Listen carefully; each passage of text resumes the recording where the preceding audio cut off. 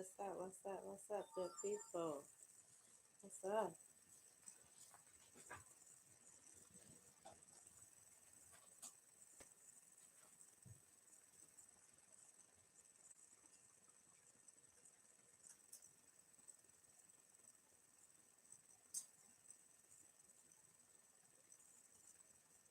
Need a little bit more sugar.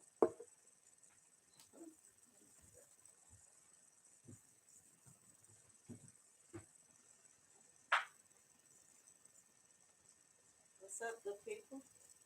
How's everybody doing this AM? This new day that God has created for us.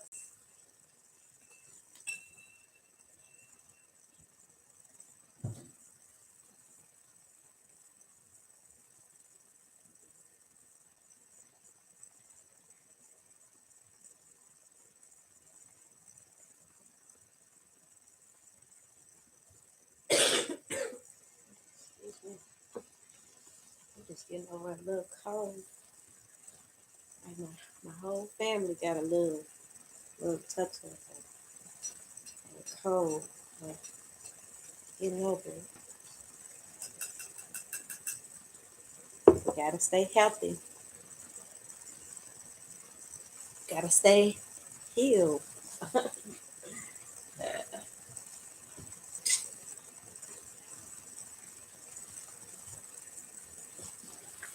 We gotta stay motivated. We have to stay positive.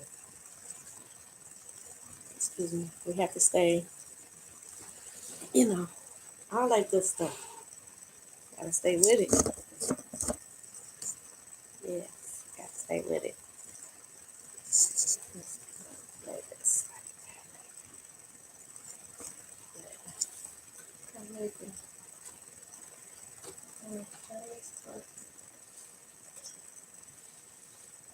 I love peace.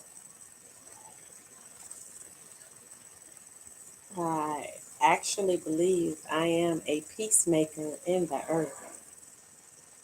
I actually believe it.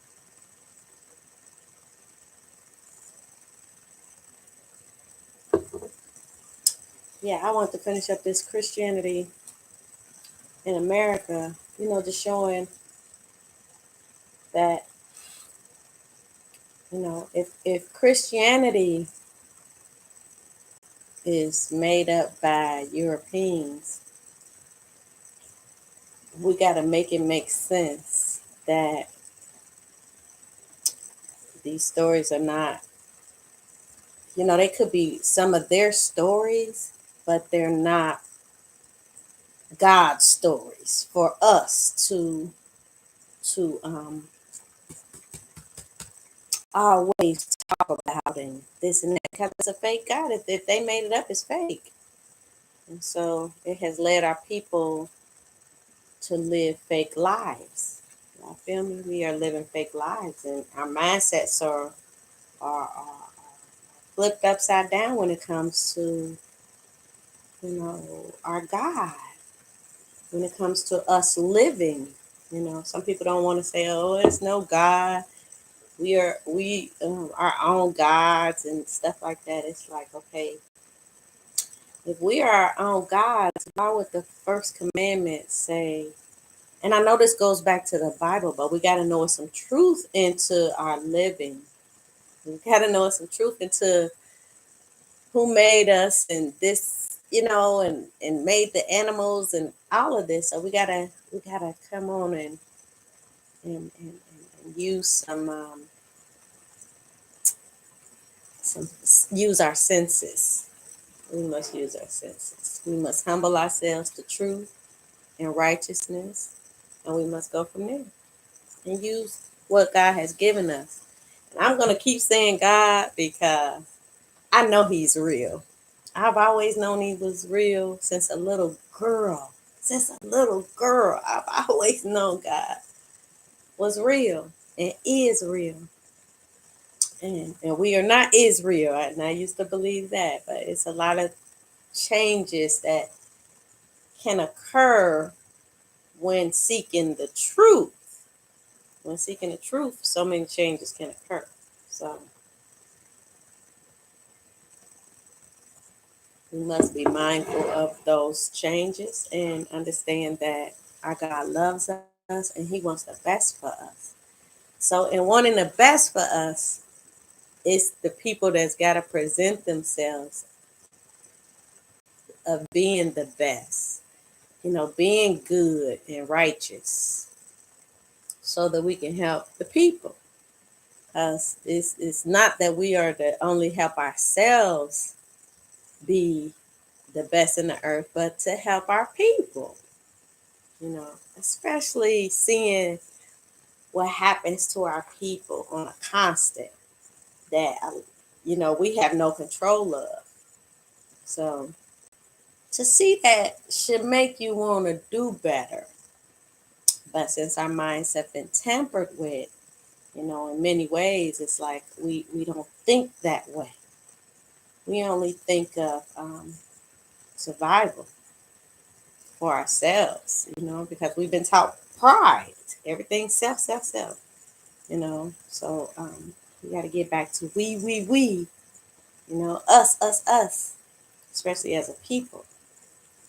Because once we get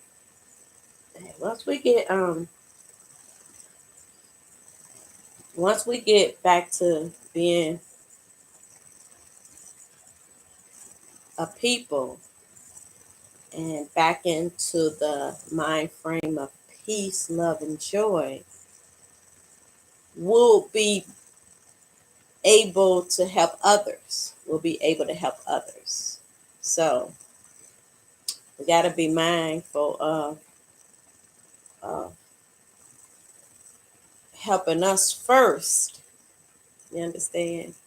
And then we can help other nations.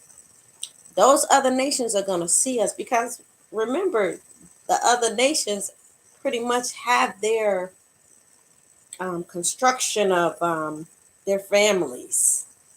They know their lineages. You understand?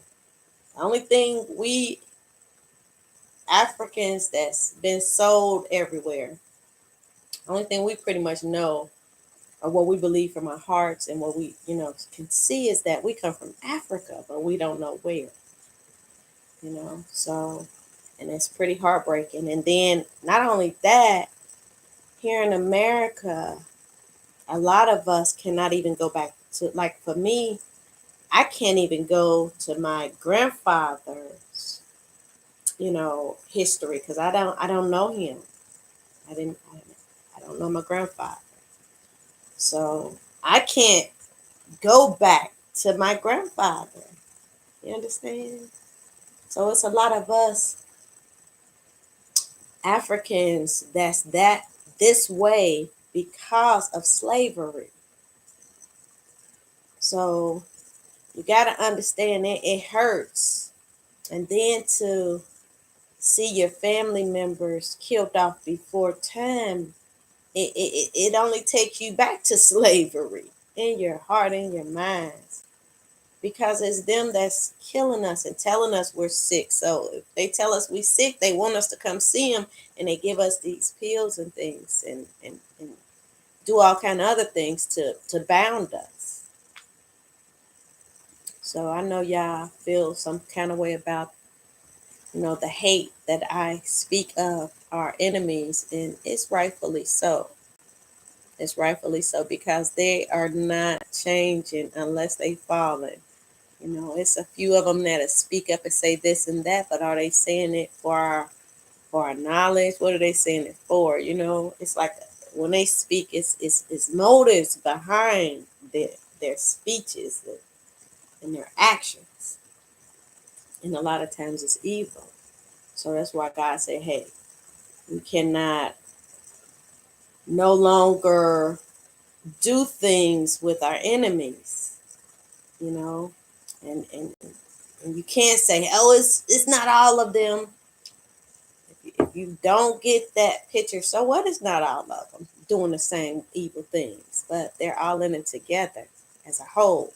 So if you sitting there and embracing them to continue to speak to us and to teach us, and you're just helping them out. And you're not helping God or our people. So that's real talk.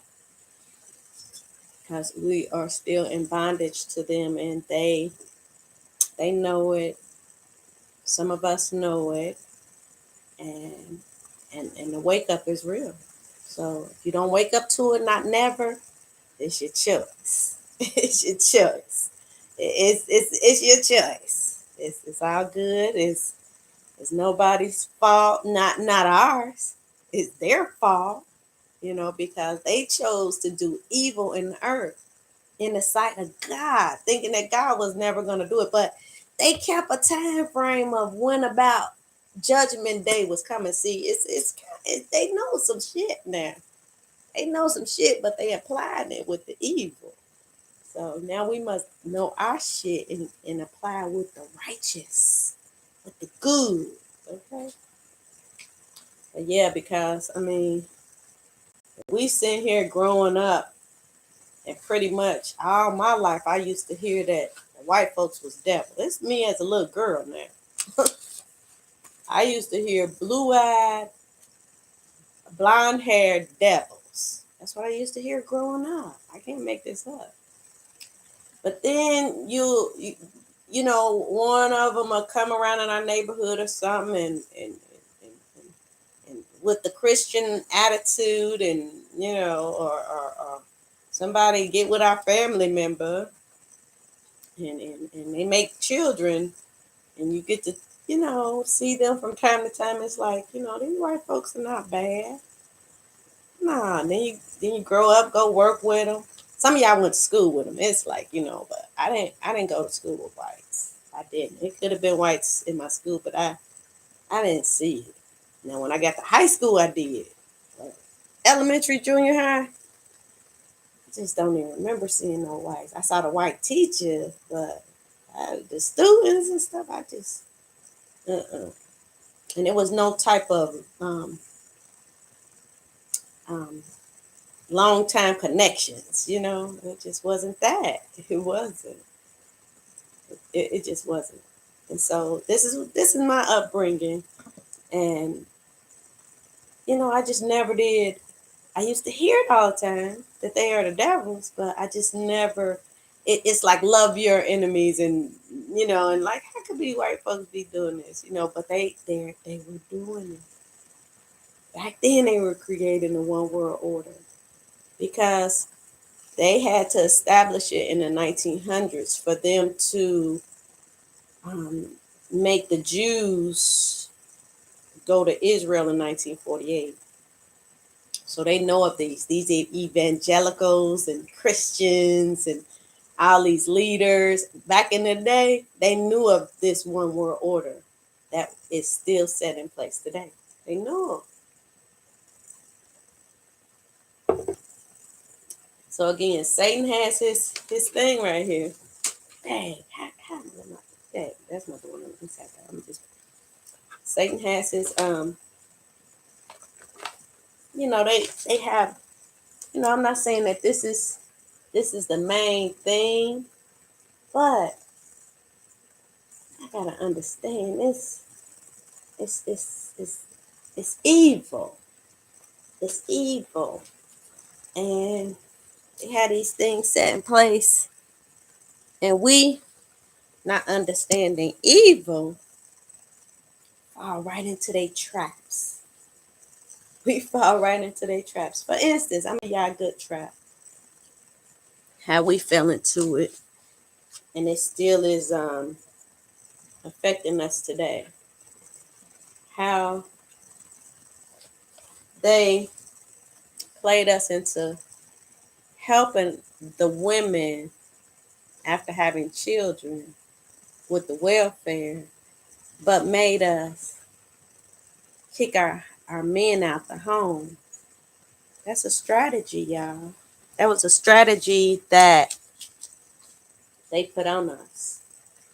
And so it's still showing today. The effects of it is showing today. The lockup of our men. You know what I'm saying? So we got to understand all these things that they have done to cause what we see today. They planned and plotted it yesterday. So we got to understand that. We got to understand it. So that's why they will forever be our enemies. And we are going to learn how to cut them off forever. And they're going to be looked at as a vagabond or whatever you call it. They're going to be looked upon as enemies. They're going to be looked upon as devils, like I used to hear when I was a child. But the effect of it is going to be more powerful because we're going to be doing God's will in the spiritual realm where they can't touch it. They can't touch the spiritual realm. So therefore it won't they can't affect our hearts and minds like they used to. We're gonna get away from fear and stress, all kind of distresses. All of that stuff is gonna leave our people. Diseases, all those things are gonna leave, and it's gonna be a beautiful thing because we were tricked and and and bamboozled as a people. So we're going forward in truth and righteousness. I pray this reaches the hearts of many, many of us. And I pray the healing, of whatever the illness is. I pray the healing for it. I pray today the healing for your illnesses, whether it's physical, spiritual, mental. I pray for it because we must, think and live life. Okay, we must. It's a must. So we got to be healed in our bodies in order to do that. Understand? It's gonna be so many changes that it could really scare you. But this is where we learn to put our trust in God, in Jehovah, and let Him fight our battles with our enemies, while we building up ourselves. See, we gotta build ourselves up. We still fighting each other right now. We still fighting each other right now. Okay. But once the building up on the inside starts taking place, it's gonna manifest itself on the outside. And then our people are gonna be able to spiritually understand each other. We're gonna understand each other much better because our God is our connection. So He's gonna feed us what we need to know, where we need to go, so we can stay on His righteous path. And it's gonna help our people to love on each other. It's gonna be so beautiful. It's beautiful now. It's beautiful now. You understand? So you gotta do it to see it. And see, I'm already seeing it in the spiritual realm. I already see it. So it's powerful when the numbers start to add up. And when the numbers add up spiritually, it means your heart is, here's another heart, here's another heart, here's another heart. And our God just takes our hearts and like, okay, hey. Yeah. And then we going to look up and we all going to be on like one accord. One accord. Now, I ain't saying every African. I'm not saying that because, it took forever for us to even, get this far. So y'all gonna see it. It's beautiful. It is very beautiful. Now I'm gonna go ahead and get with some of this. And you gotta understand, Christianity is not us. So if let me go to this. Christianity is not us. So if Christianity is not us, and all of these Israelites took on to be in Israel, they saying it's not Christianity, but they saying it's Israel. Then they saying it's not Jesus, but it's Christ, but a black Christ. Y'all, that don't make no sense. It's the same doctrine. It's the same thing. So it don't make no sense. And I'm not trying to make nobody feel bad or nothing. You got to seek the truth for yourself. You got to seek the truth for yourself. You understand? And when people have experiences and they able to share them experiences with you without no oh, give me $5. Y'all better take it and learn from it, and it'll help you. Experiences help people when we tell them about our experiences. So it's just like when a person will never learn anything if nobody shares it.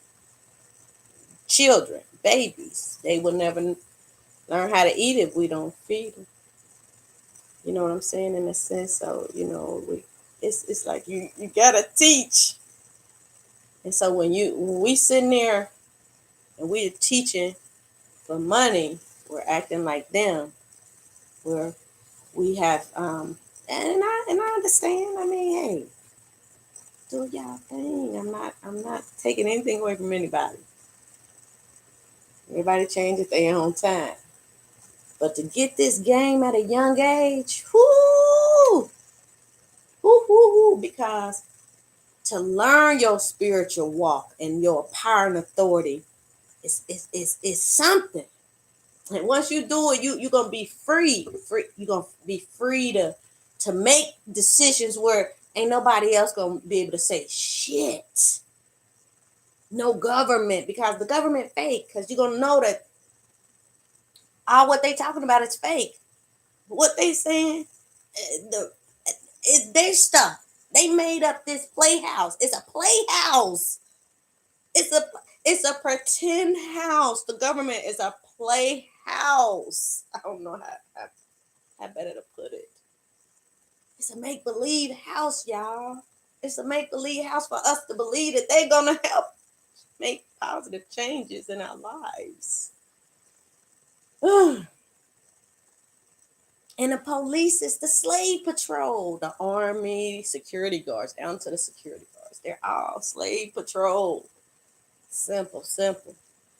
Simple, simple. So we got to be aware that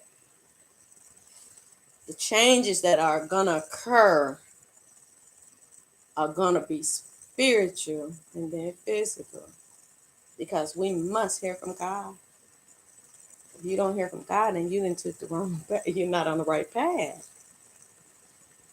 You're not on the right path. Because when Jehovah say do something, you're gonna be like, oh no, just like, I mean, it's a trip, because it's we are built up in such fear of them arresting us or killing us that it prevents us from acting out on Jehovah's will. And I'm gonna tell you, it's deep, but let me just go ahead and deal with this. Okay, the Black church grows.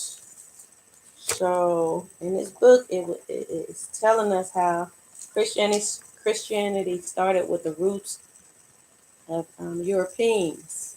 Okay, so and then it took us through a lot of different parts of it. I read different parts of it, but it took us through the church and age of revolution, just a lot of little different things. But you will find those on Christianity 1 to 4. So this is Christianity 5. So I'm back here. Let's see. The Black church grows. I'm going to just show y'all.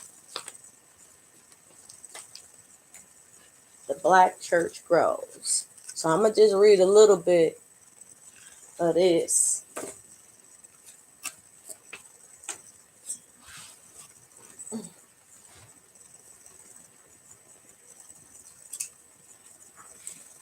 Black church grows. And we know that's the beauty of it. We really are spiritual people.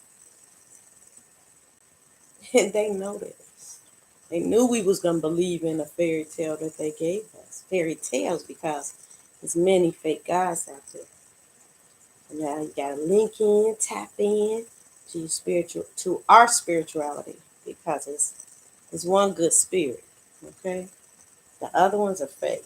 Just like it's one good God. The other ones are fake. Alright? Now it's by David W. Wheels. The Civil War and Emancipation.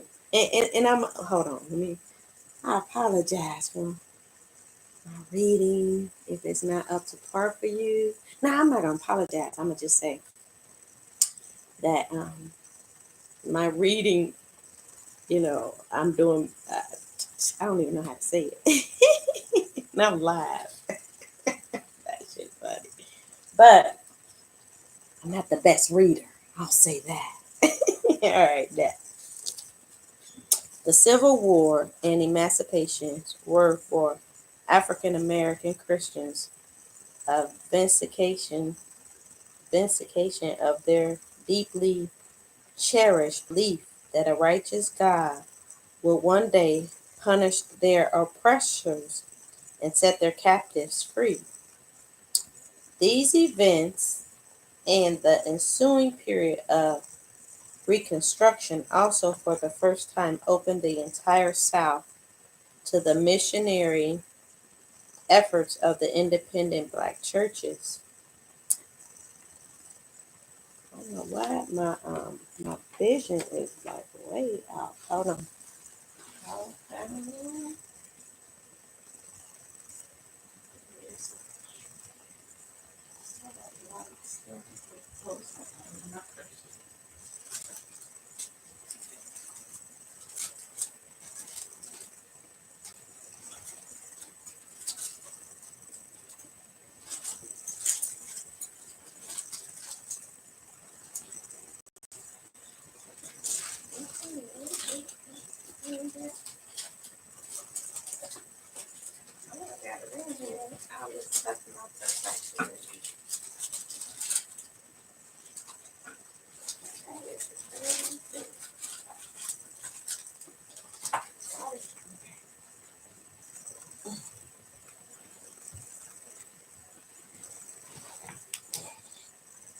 Yes, I have that.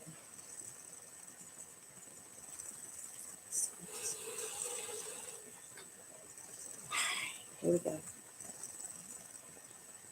Mm. Thank you, Father. Thank you for truth. Thank you for everything. We thank you. All right. Cherished belief that a righteous God will one day punish their oppressors and set the captives free. These events and the ensuing period of Reconstruction also, for the first time, opened the entire South to the missionary efforts of the independent black churches. They were not slow to seize this new opportunity. In May 1863, the African Methodist Episcopal Church, under the leadership of Bishop Daniel Alexander Payne, dispatched two of his clergymen to work among the freedmen behind Union lines in the Sea Islands of South Carolina. So he dispatched two of his clergymen to work among the freedmen. So, they send in their people. You got to understand. That's why we must not have any whites amongst us, because they always report back to their people. That's how they are. I mean, that's just how they are, you know. He sent in two freedmen, right, to Sea Island of South Carolina. James Walker Hood of the AME Zion Church began his denomination Southern Missionary Labors in January 1864, and New Being, North Carolina, a Union military stronghold still subject to Confederate attacks. Okay. Northern Afro-American Baptists affiliated with the American Baptist Missionary Convention and the Northwestern and Southern Baptist Convention, both blacks, were also at work in federally controlled areas of the South well before Appomattox. See, it's just so much. So I'm gonna go ahead and turn the page, see if I see something else in here. Let's see. By 1906, the various Baptist and Methodist denominations together accounted for more than 95% of the reported black church membership. But an important 20th century challenger emerged that year with the launching of Pentecostalism. A black preacher, William Seymour, presided over the famous Azusa Street meetings where modern Pentecostalism was born.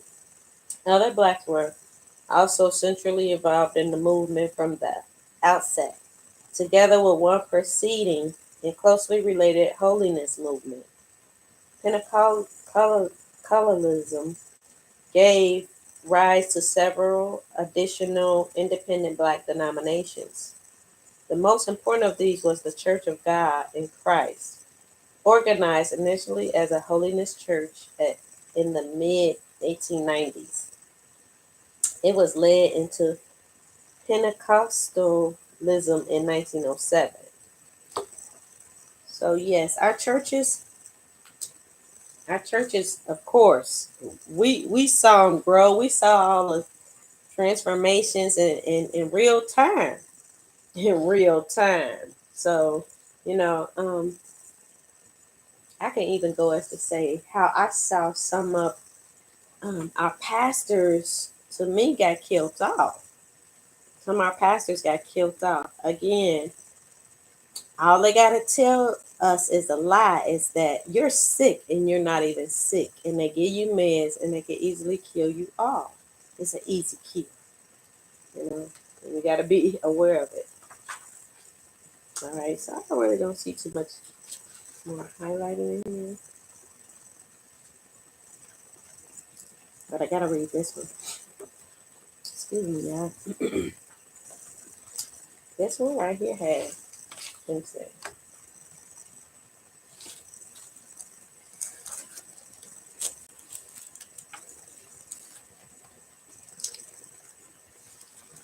Let's see.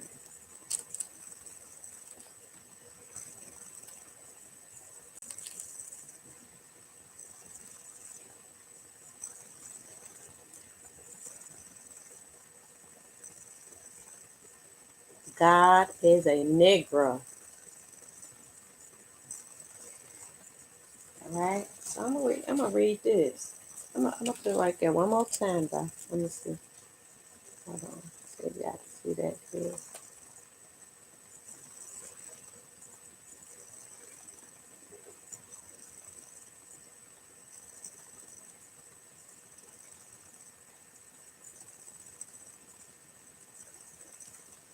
All right. Anyway, God is a Negro.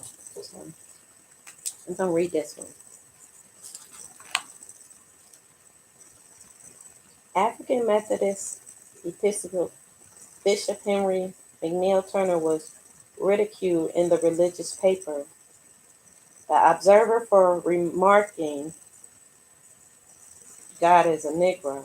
The following is part of his defense.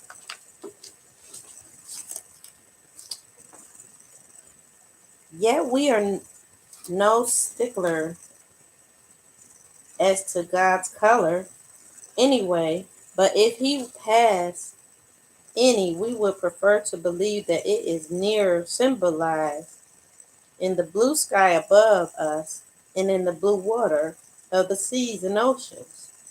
But we certainly protest against God being a white man or against God being white at all. abstract as this theme must forever remain while we are in the flesh.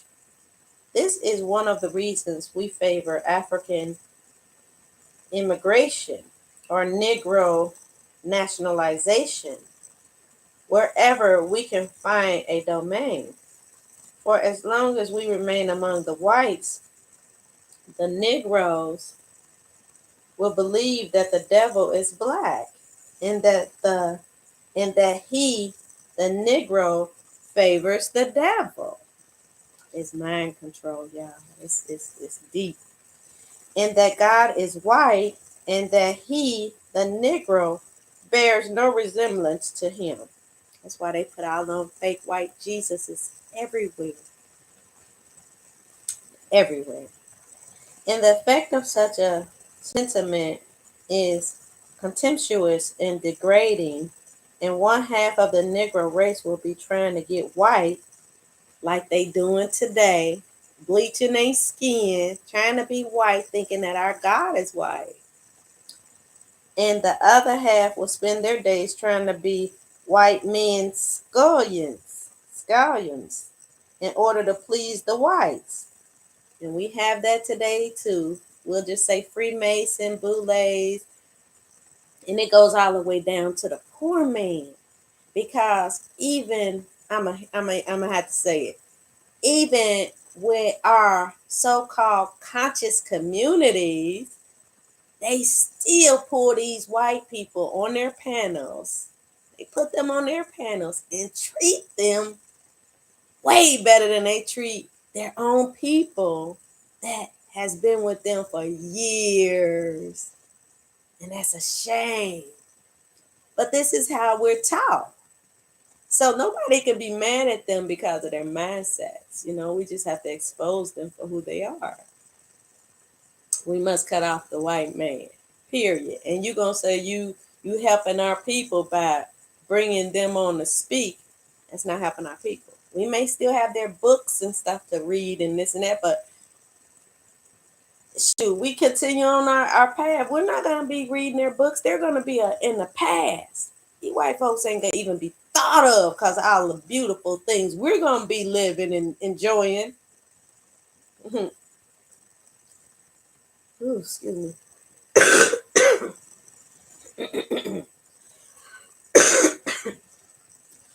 Clear it up, Father. Clear it up for us. All of it. All right. So, again, half the days the men are going to be sitting there.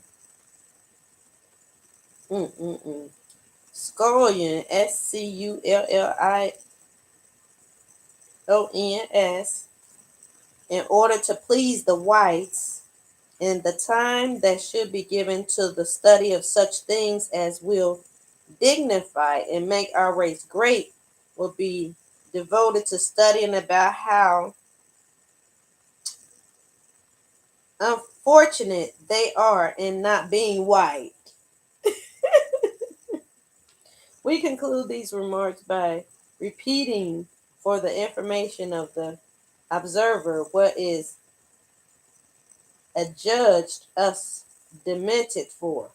God is a Negro. The Voice of Missions, February 1898. They ain't even put no name with it. Yeah, we gotta understand this about us seeing what we're doing. Like you can't sit here and bring in foreigner women into your African life and think that everything's okay. Everything's gonna be okay. No. It's like they're gonna teach you fake gods. Okay. They're gonna teach you fake gods. Okay. That's what foreigners do. That's what white folks do. They teach us fake gods and they keep us right there so that we can stay right there, so that they can always be above us and they can always look at us like we're dumb. It's crazy. So some of y'all are blinded by what you've been taught. So now you gotta You got to erase the board. You got to erase the computer. You got to get a whole new. Yeah, I see how they make us get new computers and new phones and stuff. Do your mind that way. Do your heart that way. A reboot. Let me put some new stuff up in here. Let me get rid of all that old negative shit and put some good clean stuff up in there. You feel me? All in that heart, cause it's so many of us that's messed up. It don't make sense. Especially like look at the ones who's getting out of prison, doing 10 and 20 years, getting out of prison, blending back in with society. Look at how their minds are. Yeah, it's deep out here. It's so deep. It's so deep, deep, deep, deep, deep. Ooh, it's deep. It's deep, deep. Deep, deep, deep. It's deep, deep. All right, let me show y'all another page. Let me show y'all from depression to present. I circled a few things in here too.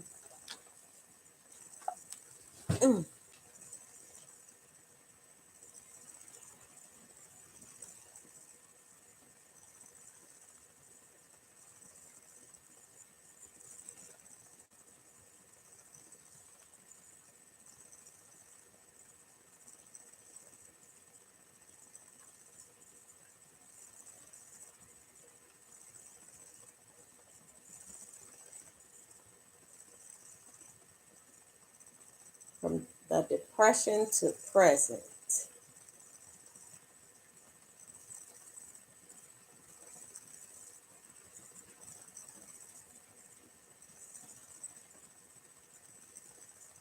Y'all don't be looking at my nails. I know y'all, hey, I already know people don't join me on my nails, but I don't care. I love my nails, my beautiful, soft nails. In my nails.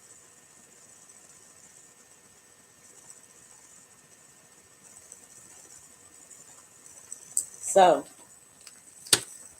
I circled a few things in there, like when the Civil Rights Act began around 1960, in between 1960 and 70. The first television, 1940s, y'all. See, the television came in 1940. And when I tell y'all them devils put on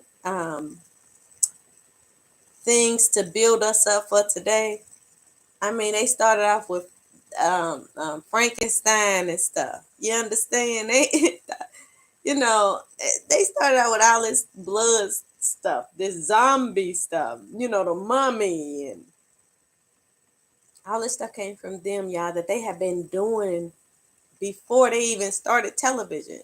So they got cursed. You got to understand, these people were cursed by God, okay? And they knew they were cursed. That's why they went about all these lands to take control of these lands, because they knew the judgment day was going to come for them. So in the television set, they just put all kind of evils. Now look at it. It's 2023. Look at all the blood and the sex and the evils that they put on these television sets. And then the online, the web, look, the web, like a big spider has just, so we gotta get our minds back right, our children back right, and we gotta do it with our loving God, Jehovah. And that is our God is loving. He is beautiful. He is one of a kind. All right. So what else they got in here? School prayers unconstitutional. So 1960, they took out school prayers. Okay. So this is, this is when they started taking out the 10 Commandments and stuff. And the prayers out of school. 1960s. Because they knew that it still had a stronghold on the people. You understand? It had a stronghold on the children. in that stronghold, cause remember our grandparents, you know, still taught us the Ten Commandments and stuff, so it's something, yeah, it's something. So we gotta hold tight on to what's true. The whole Bible may not be true, but them Ten Commandments surely goes against those fools. Goes against them. All right, let me see. Look, y'all, 1980 was the first test tube baby. Y'all feel me? So in 1970, they had a Death of God movement.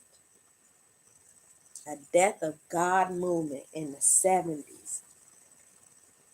So y'all, we gotta understand how powerful our God is, to be able to,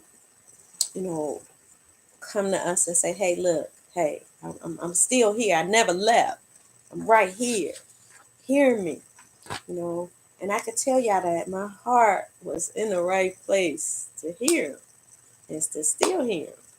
So it's like we gotta be mindful. We can't be selfish to think it's just us. You can't be in no clique to just say it's my clique only. Yeah, like the Israelites, like the Christians, like all these different cliques, the Freemasons. Oh, it's just us. It's just no, no, no, no, no, no, no. It's an order. It's an order to it. And Jehovah selects how the order goes. Not us. Not you or me. Especially not the enemy. Shit. All right. Let me see. Catholics in the American nation. I had it right here. I must have read something about it. Anyway, I just want to show y'all this too, because, you know, this is a really good book, though. It really is. Ku Klux Klan. Look at that. All in the book, but they all throughout life.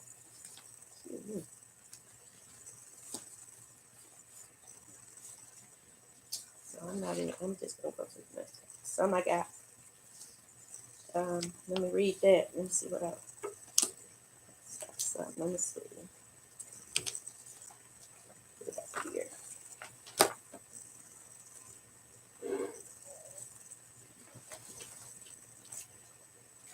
It says,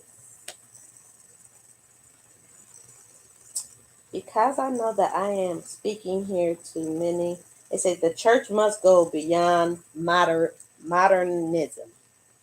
The church must go beyond modernism. Okay, that's the title. Now, because I know that I am speaking here to many minds powerfully affected by modernism, I say to you as to myself, come out of these intellectual cubicles and sentimental retreats, which we build by adapting Christian faith to an optimistic era. Underlining this, sin is real. Personal and social sin is as terribly real as our forefathers said it was, no matter how we change their way of saying so.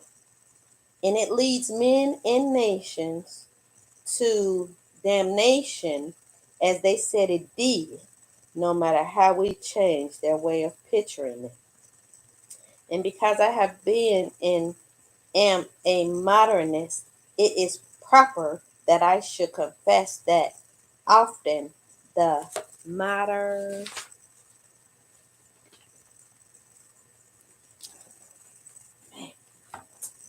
modernistic movement adjusting itself to a man-centered culture has encouraged this mood, watered down the thought of the divine, and may we be forgiven for this. Left souls standing like the ancient Athenians before an altar to an unknown God. Mm-mm-mm. On that point, the church must go beyond modernism. We have been all things to all men long enough. We have adapted and adjusted and accommodated and conceded long enough. We have at times gotten so low down that we talk as though the highest compliment that could be paid Almighty God was that a few scientists believed in him. Fundamentalism is still with its fundamentalism is still with us, but mostly in the backwaters. The future of the churches, if we will have it so, is in the hands of modernism. Therefore, let all modernists lift a new battle cry. We must go beyond modernism. And in that new enterprise, the watchword will be not. Accommodate yourselves to the prevailing culture, but stand out from it and challenge it. That was from Henry Emerson Fosdick, 1935.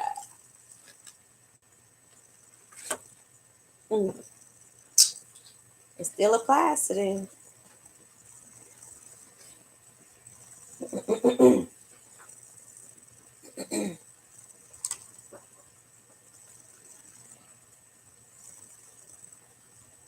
All right, I have civil religion.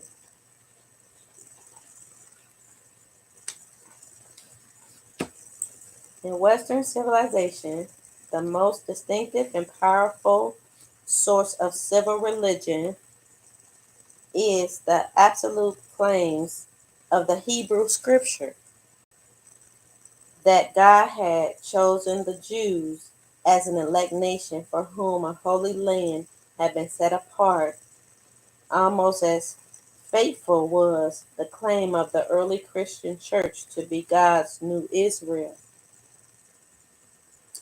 Due to the universalism of Rome and the Roman Catholic Church, however, the full force of these claims did not emerge until the Protestant Reformation precipitated the rise of religion, political terrorism. In this new context, the Calvinistic, Reformed, and English Puritan traditions revived many Judaic beliefs and practices.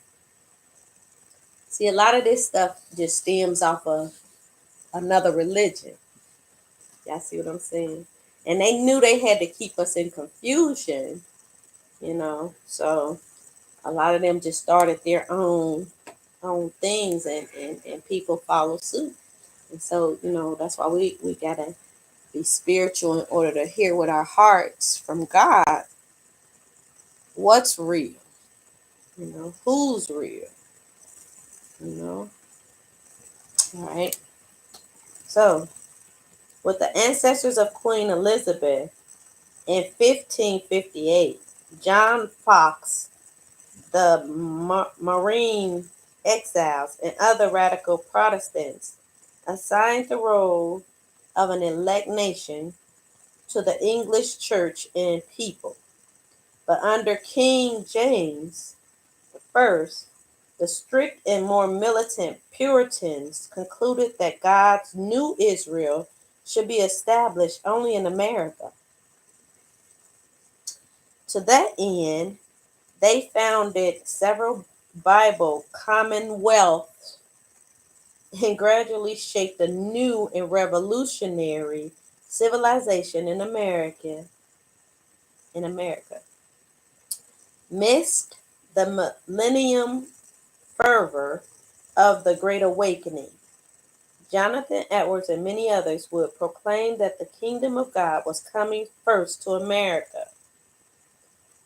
Thus, to a degree, the ultimate American hope is akin to those to Israel in some Muslim states. In 1763, the Treaty of Paris in living this hope by returning to Protestant hands the vast Catholic empires of France and Spain in North America, because of the treaty had the further effect of estranging the colonies from British rule.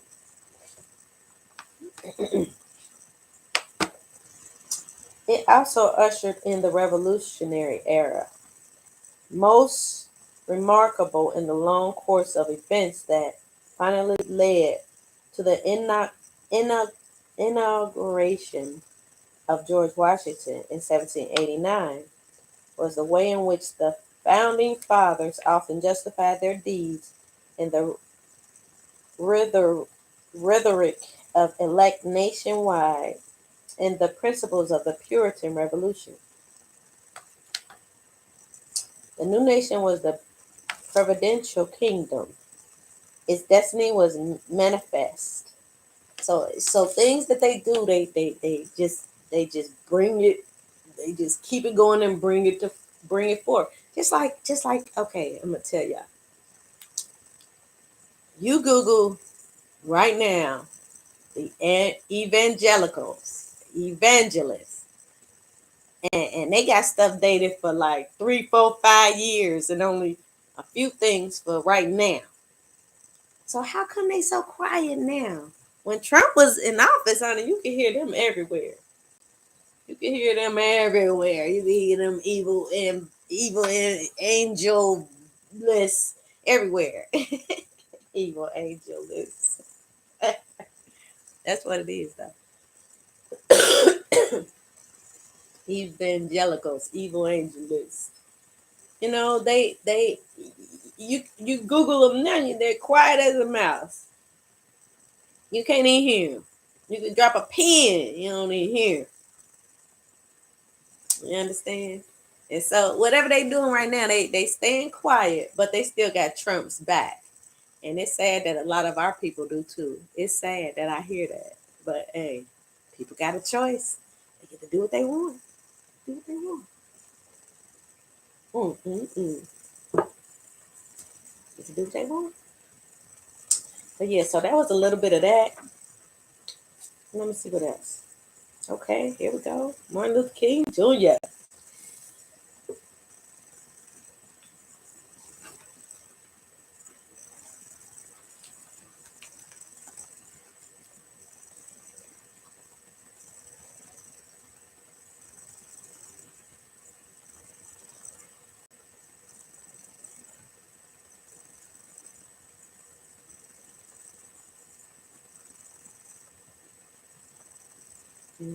Okay, now I'm going to read it.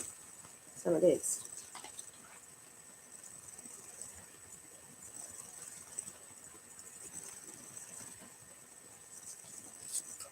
Martin Luther King Jr., 1929-1968. Civil rights leader, churchman, and Nobel Peace Prize recipient. Was born in Atlanta, Georgia, into a prominent ministerial family. His father, Martin Sr., was pastor of Ebenezer, one of the largest and most prestigious Black Baptist churches in Atlanta. Y'all hear that? His father, you understand, had the most prestigious church in Atlanta back in the day. Okay? By the end of the first year at Morehouse College in Atlanta, Martin decided that he would follow his father and grandfather into the Baptist ministry. He continued his studies at Crozer Theological Seminary and Boston University. These two institutions he came under the influence of the philosophies that would later shape the direction of his ministry. King was propelled into prominence in 1955 when a pastor of the prestigious Dexter Avenue Baptist Church in Montgomery, Alabama. He led the Montgomery bus boycott against racial segregation. The success of the boycott published him into the leadership of what came to be known as the Black Revolution. Combining the nonviolent methodology. All these things, Lord, we gotta learn to keep it simple, okay, y'all? Learn to keep it simple. We don't need no big fancy words to get the land, okay? To get stability, we don't need no big fancy words. We need we need action though. We gotta place our trust in God and know that it's a spiritual connection. And we gotta hear Him by faith. We gotta hear Him. Society. So yeah, they saying it made a impact on American society. Look how they still treat us. Look how they look. The thing about it is, I mean, look how they even treated Martin Luther King Jr.'s father. You understand? They didn't give him no recognition like they did all them other ones back in the day. They hate us, y'all. They hate Martin Luther King Jr. But he came so peaceful. They know how to handle that. They like this nigger is different. But yeah, we must have peace. But we also must have war if our lives depend on it. You understand? That's what hey, somebody trying to take your life. And you know they trying to take your life. You just gonna let them take it? No. You're gonna want to fight for your life. So we want to prevent all of that and by getting away from them, by cutting them off from our hearts and minds. And then, they're going to eventually get away from us because their lies of what they have done to our people is going to be all up in our minds. And we're going to be like, I don't want to be next to them. I don't want to be next to no white person. It's going to be just like that, so because you're going to know they're killers, thieves, and destroyers. Anytime you see them, you got to know that their motives are not right. You got to know it. I don't care how they sound. I don't care how they look. It doesn't matter. That doesn't matter, and that's what we got to build our people up at.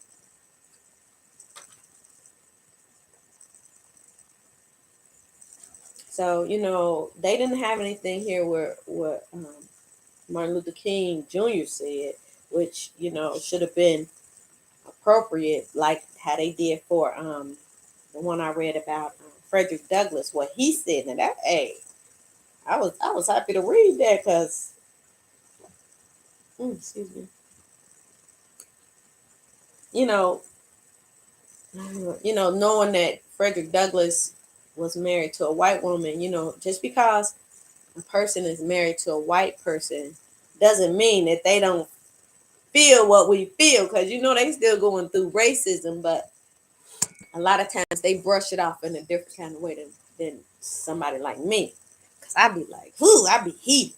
You know what I'm saying? They might get heated too, yeah, sure, But for a person to be African and married to a Caucasian, it's like you really can't express yourself fully about the things that's going on. And then that white person will never understand. So they're gonna dumb it down and just be like, oh, it's nothing, just come on. And you over it. You over the thought of what happened to your people. But when it's strong in your heart, it ain't nothing nobody can do about it. It ain't nothing nobody can do about it.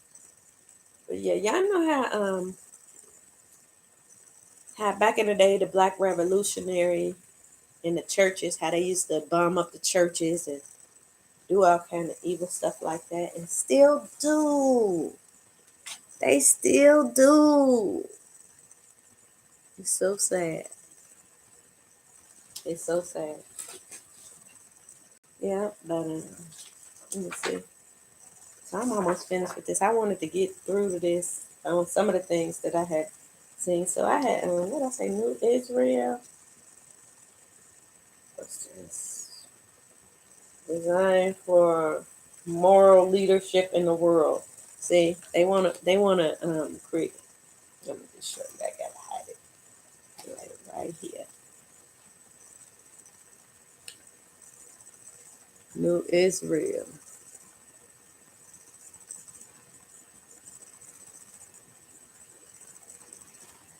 Our morals can never come from evil. They set up the lie with the Jews.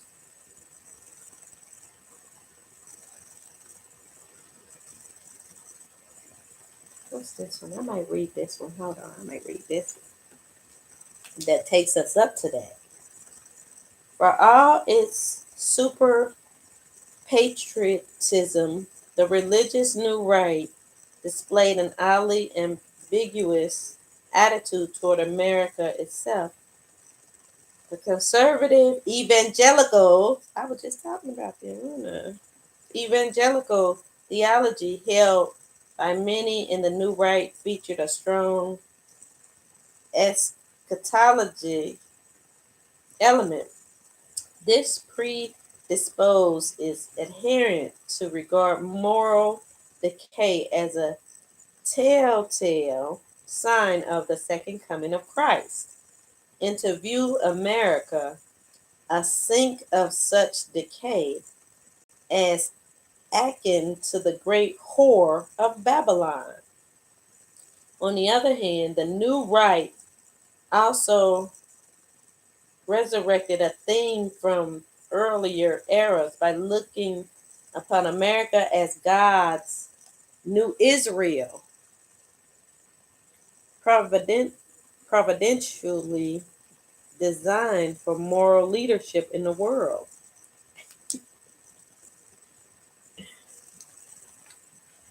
Y'all should know that's funny.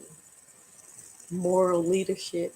The evangelicals look to Donald Trump. So was that where they were going to get their moral leadership from? Oh my goodness. That shit is crazy. And now you don't even hear a peep out of them. Oh my goodness. But they still got Trump back. They wanted, you know, it's crazy. It's crazy how these people think. They cuckoo. They are. They are cuckoo. Cuckoo, cuckoo, cuckoo, cuckoo, cuckoo.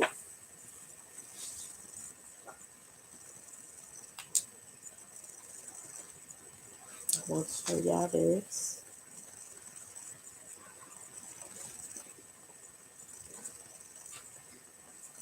Right. This is, I'm going to read it. The 500th anniversary of the printing of the first book, the Holy Bible, from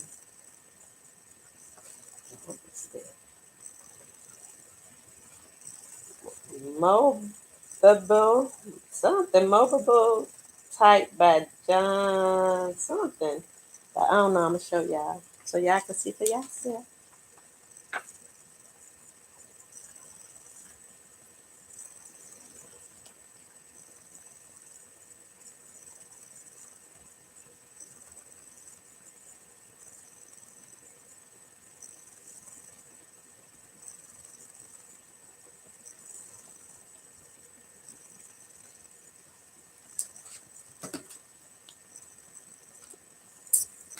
And so